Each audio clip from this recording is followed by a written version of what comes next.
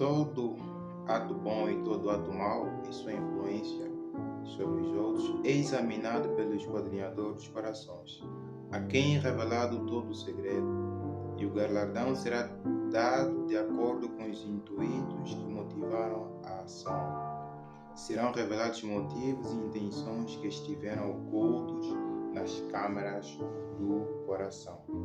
Testemunho para a Igreja, volume 2, página 520. Nossos atos, nossas palavras e mesmo nossos motivos mais secretos, todos têm seu peso em decidir nosso destino para a felicidade ou para a desventura. Isto está no capítulo 28 do Grande Conflito, com o tema O Juízo Investigativo. Tal conforme a terceira lei do Newton diz, toda ação tem uma reação.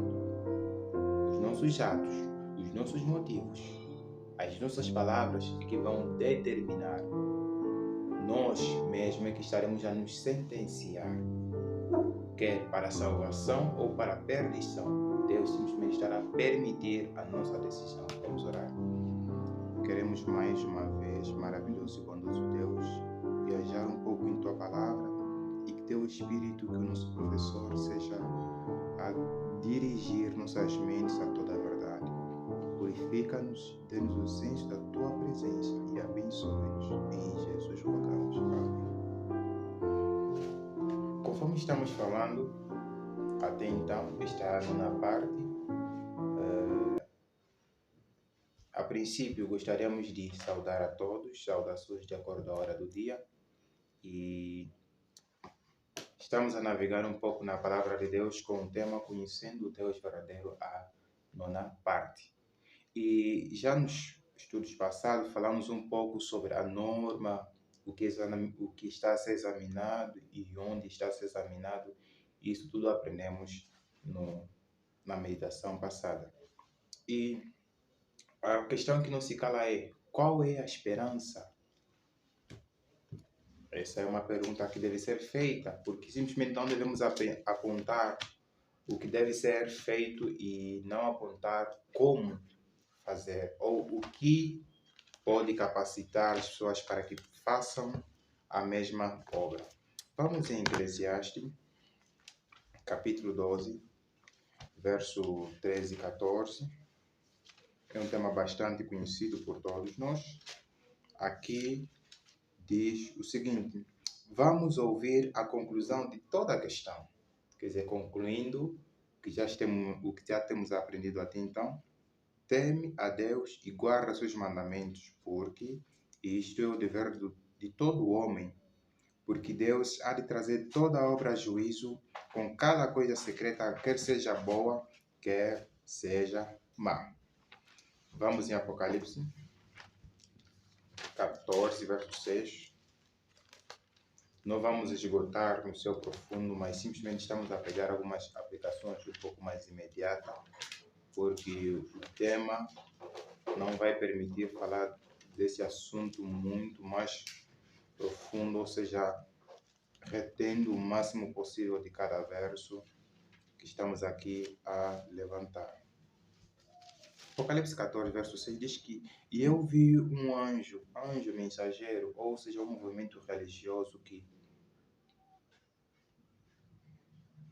tem o evangelho eterno para pregar aos habitantes da terra e a cada nação e tribo e povo e língua, dizendo em alta voz: temei a Deus e dai-lhe glória, porque é chegada a hora do seu juízo, e adorai aquele que fez o céu, a terra, o mar e as fontes das águas.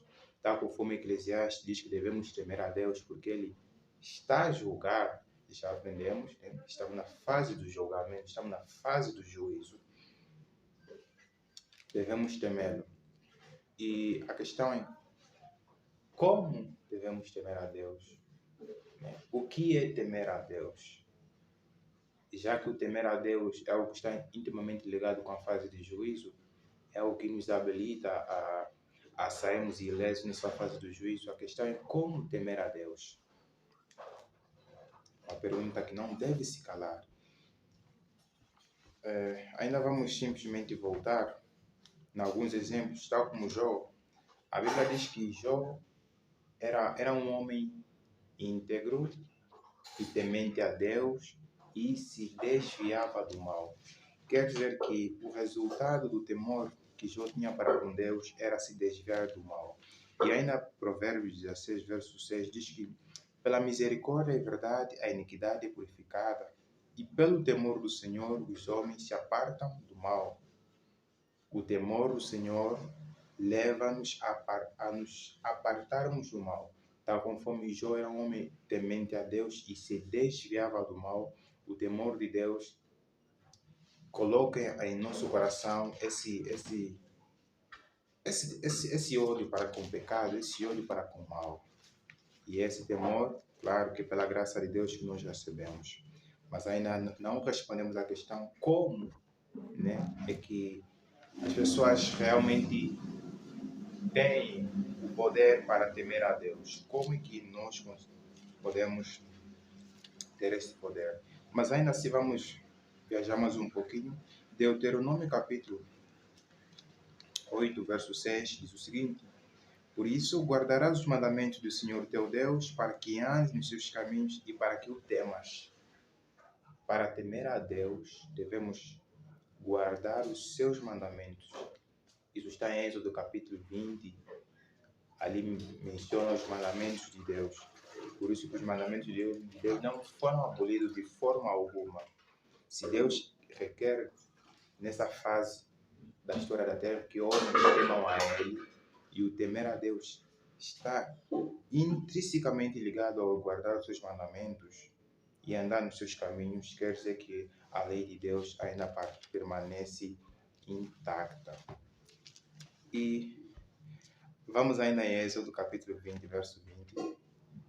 Aqui está no contexto, conforme bem dissemos, né, os mandamentos de Deus. No verso 1 diz que e Deus falou todas essas palavras, dizendo, vai, aí Deus foi falando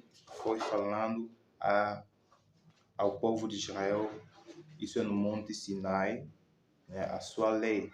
E no verso 20 diz o seguinte, e disse Moisés ao povo, não temais, pois Deus veio para vos provar e para que o seu temor esteja diante de vós, para que não pequeis.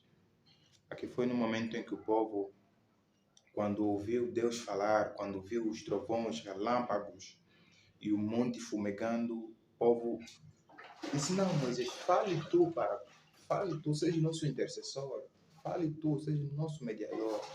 E Moisés disse que não, Deus veio para provar-vos, de modo que haja em vós o temor, e esse temor faça com que vocês não mais pequem. Ainda estando um pouco em Deuteronômio, voltando para Deuteronômio, vamos procurar esgotar o máximo nesses poucos minutos que temos, o que exatamente Deus quer aprender, ou Deus quer que a gente aprenda do que é o temor a Deus. E já aprendemos sobre os resultados. O temor a Deus vai fazer com que a gente se aparte do mal, vai fazer com que a gente odeie o mal. E no livro de Êxodo diz que Deus, né, provou o povo de Israel para que houvesse neles o temor, de modo que eles pudessem evitar o mal, evitar o pecado, para que não pecassem mais. Deuteronômio capítulo 4, verso 10. Vamos ouvir a palavra de Deus. Aqui diz o seguinte: especialmente no dia em que estiveste diante do Senhor teu Deus em Horebe, isso está a falar do Êxodo 20, em Horebe, que diz o seguinte: quando o Senhor me disse, ajunta-me este povo e falarei com ele, farei com que ouçam as minhas palavras para que aprendam a temer-me todos os dias que na terra viverem e para que possam ensinar os seus filhos. Então, Deus queria falar ao povo de Israel para que eles pudessem temer a Deus, ou seja, a palavra de Deus fará com que nós possamos temê-lo. Ouvindo a palavra de Deus, vai criar em nós o senso do temor a Deus. E qual será o resultado? Vamos nos apartar do mal. Vamos fugir do mal. Porque ainda aqui mesmo, no mesmo capítulo, no verso,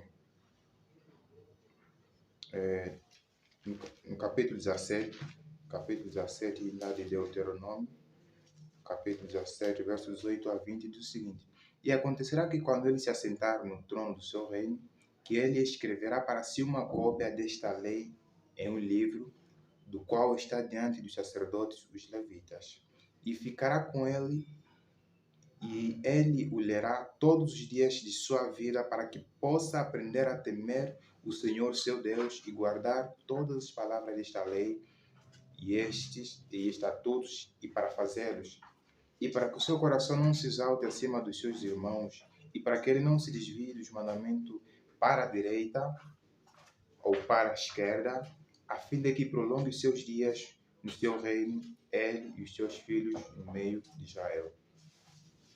A exposição da palavra de Deus gera em nós temor a Ele, abate em nós o espírito de exaltação própria e não só ajuda-nos de modo que a gente não se desvie nem à esquerda nem à direita.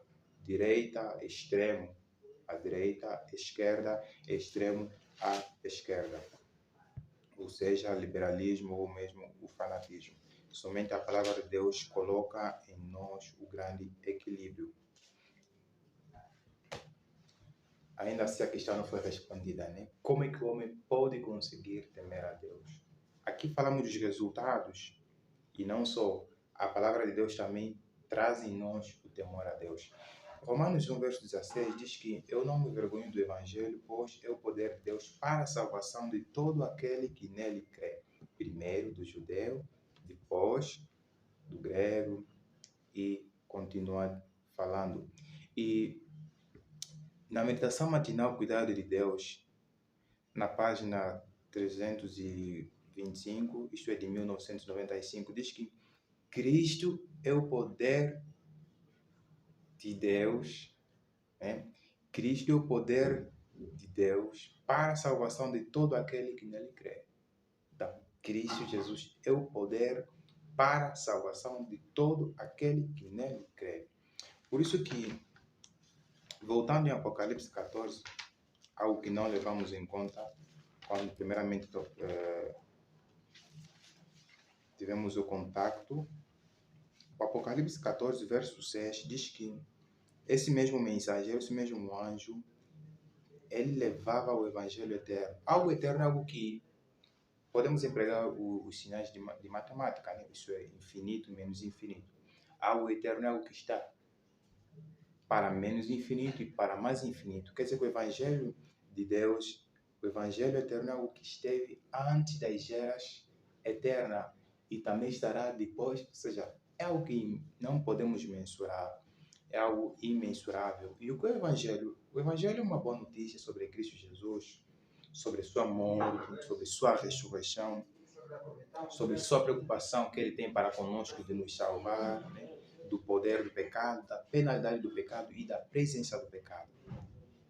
Em termos muito mais resumidos, o Evangelho Eterno retrata sobre Cristo Jesus, retrata sobre a salvação de Cristo Jesus à humanidade, a salvação em Cristo Jesus, pela fé. Por isso que não é pelas obras, é salvação pela fé em Cristo Jesus. E vamos ainda em poucos minutos que ainda temos,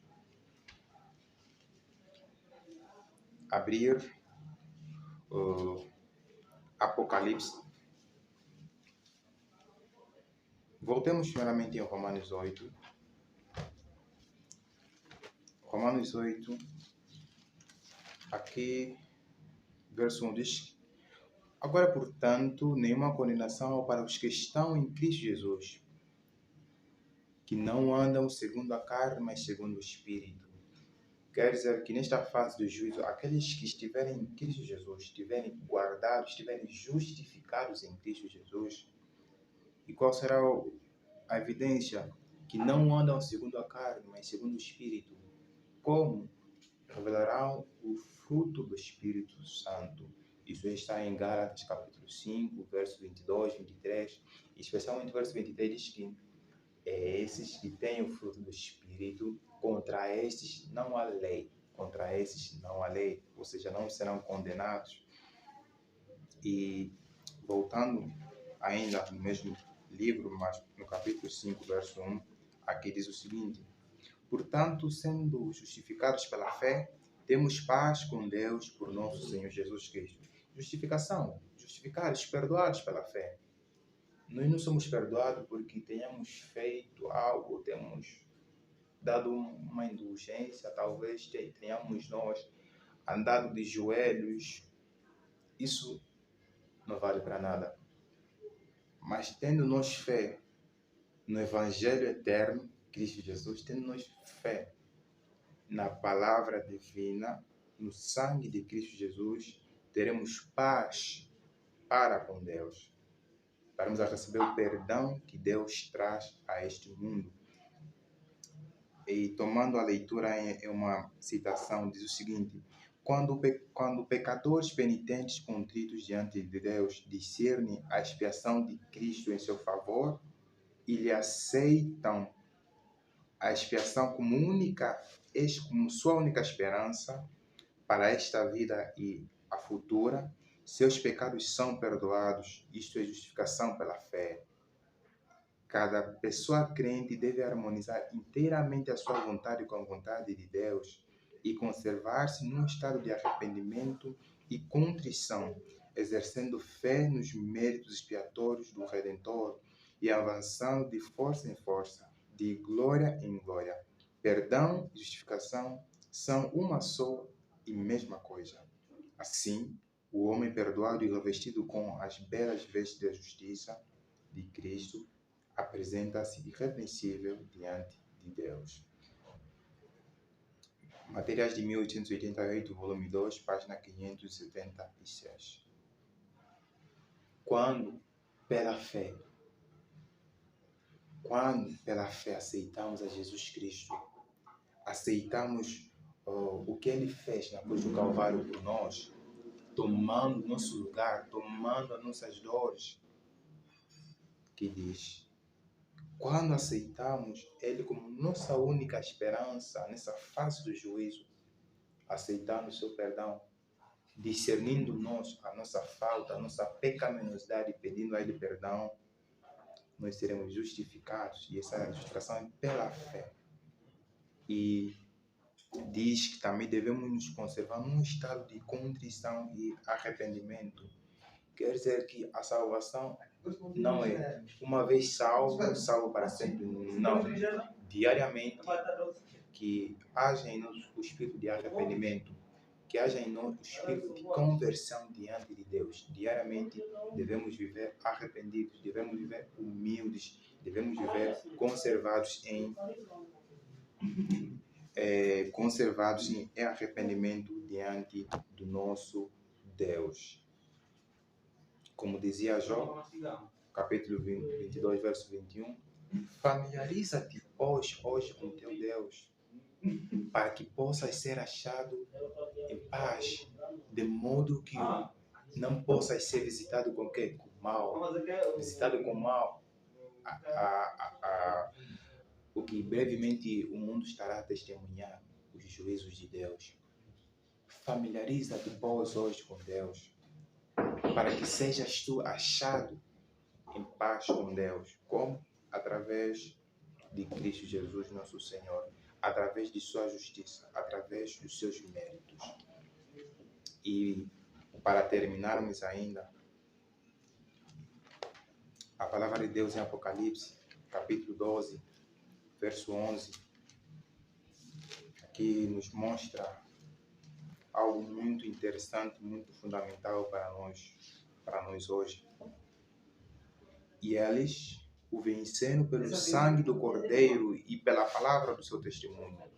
E eles não amaram suas vidas até a morte. Então, pelo sangue de Jesus Cristo, pelo sangue do Cordeiro, há sim poder assim vitória, força sem igual, só no sangue de Cristo Jesus.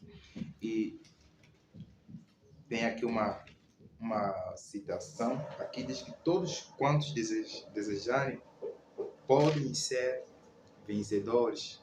Esforcemos fervorosamente para alcançar a norma estabelecida diante de nós. Cristo conhece nossas fraquezas e a Ele devemos ir em busca de auxílio diariamente. Não precisamos ganhar força com um mês de antecedência. Devemos vencer dia após dia. É o segredo. Dia após dia devemos buscar força em Cristo. Dia após dia devemos confiar nele. Dia após dia devemos aceitar o seu perdão, a sua justiça. E diariamente. A consagração de ontem não vai cobrir a falta ou a lacuna que houve ou que houve antes de ontem. A minha consagração hoje não vai cobrir a lacuna que talvez terei amanhã. Não, diariamente. Hoje é hoje. Que diz a palavra de Deus: se hoje ouvirdes sua voz, não endureçais o vosso coração. Que o Senhor possa vos abençoar, que o Senhor possa nos abençoar. De lembrar que nessa sequência de meditações que tivemos, aprendemos sobre o Deus verdadeiro. A este Deus. É este Deus que Paulo esteve a mostrar. Aquele que criou e aquele que também vai julgar. Aquele que vai julgar a humanidade. E só para fazer um breve resumo, aprendemos que por ter Cristo Jesus ressuscitado, é uma garantia poderosa de que Deus vai julgar este mundo, de que vai julgar esta humanidade e que essa fase começou em 1844 e que a única forma que nós temos para sairmos ilesos é temermos a Deus. E aprendemos que quando estudamos a palavra de Deus gera em nós o temor a Ele, para que a gente fuja do mal, para que a gente para que tenhamos o ódio para com as fofocas, falar mal de outros, prostituição, fornicação, adultério. Isso tudo é a graça de Deus implantada no nosso coração, que vai fazer com que tudo quanto a gente anteriormente gostava, a gente deixa, né? A gente passa a odiar. É unicamente pela graça de Deus que é implantada no nosso coração através da justiça, através do Evangelho de nosso Senhor Jesus Cristo. E mesmo para terminar, que diz: a lei sem a fé no Evangelho de Cristo não pode salvar o transgressor da lei. Quer dizer que a lei não salva. O Evangelho sem a lei é ineficiente e destituído de poder.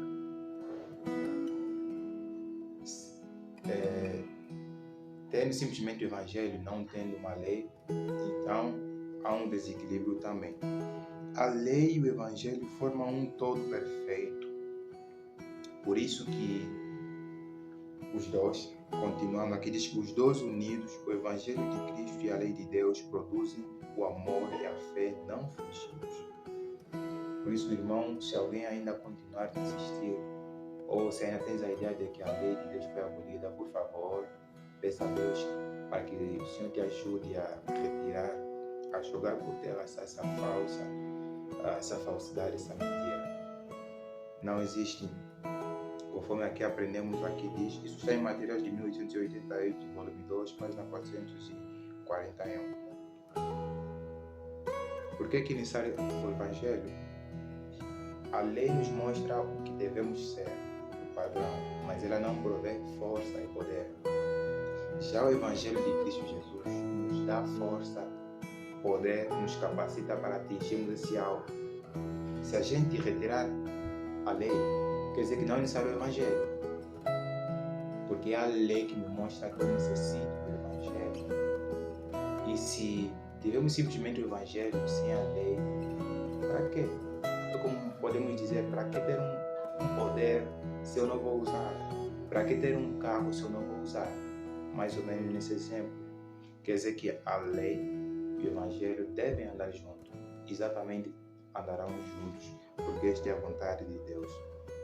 Então que o Senhor possa te abençoar. Assim estamos a terminar.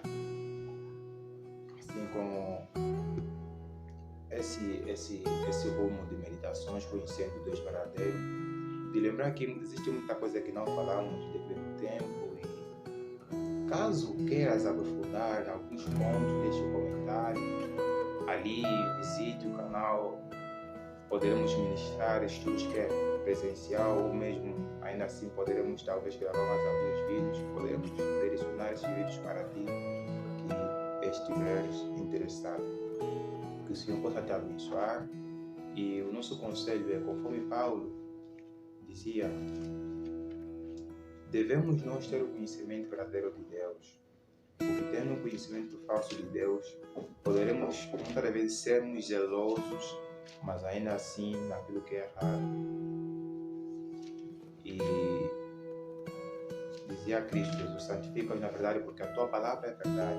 De modo algum o homem será santificado no erro. Por mais que acredite, por mais que tenha aquela profunda convicção, erro é erro, verdade é verdade. Que o Senhor te abençoe, que o Senhor abençoe a sua família.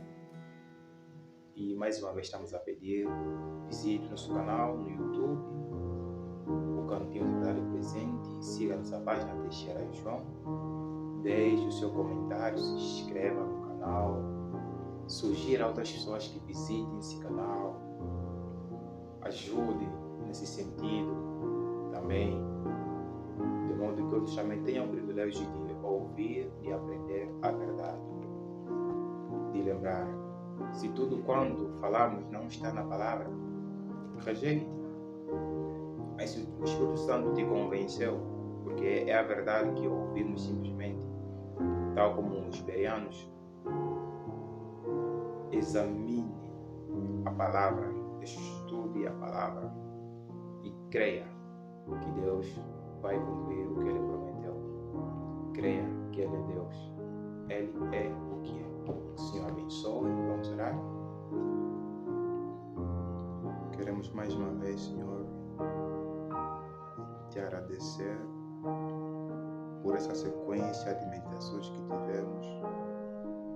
Se mais uma vez chegamos a essa meditação, não é pela força humana, Senhor, porque a Tua palavra é verdade e Satanás diz, a Tua palavra em Daniel, jogou a verdade por terra, e não só no passado, ele constantemente procura jogar a verdade por terra, Senhor. E o Teu poder, Senhor, é maior, a Tua graça nos basta. Por este motivo, foi possível mais uma vez avançar nesta meditação.